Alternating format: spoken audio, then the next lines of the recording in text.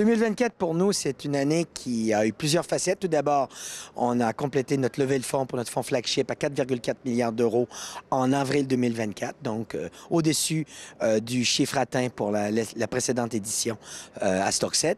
Deuxièmement, 4 investissements dans le fonds flagship qui ont tous une thématique de construction de portefeuille, des transactions créatives, bilatérales, largement en direct avec les fondateurs, donc vraiment l'ADN d'Astorg.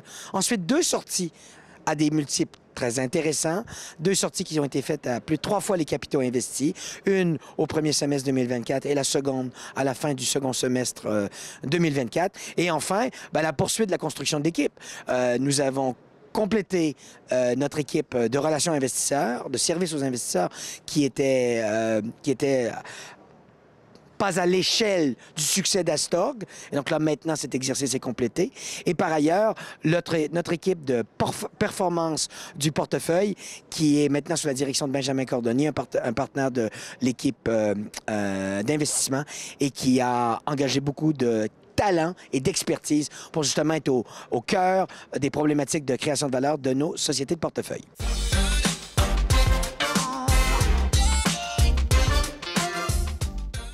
Projection pour 2025, eh bien, tout d'abord, c'est la poursuite de la stratégie d'investissement, que ce soit dans le fonds flagship ou le fonds mid-cap. Le fonds mid-cap a d'ailleurs annoncé une transaction tout récemment.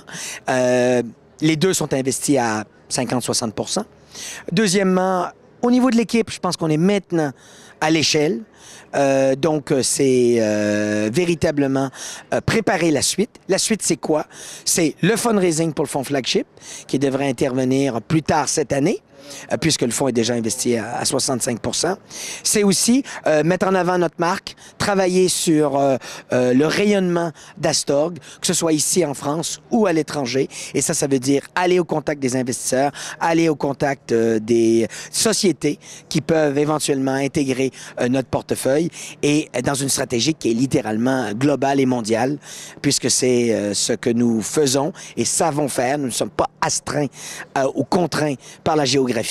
Et c'est ce qui a, jusqu'à maintenant, apporté beaucoup de rendement à nos investisseurs. Et évidemment, il y aura des sorties, lesquelles je ne peux pas vous dire, c'est un secret. Si je vous le dis, ce sera contraire aux intérêts de nos investisseurs.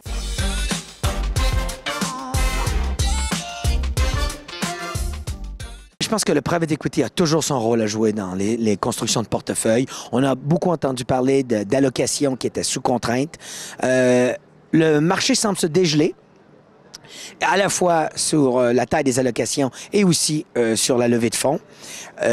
Le modèle de private equity a toujours toute sa place quand on regarde la création de valeur, la discipline que cela amène en termes d'exécution de stratégie et la célérité, la diligence.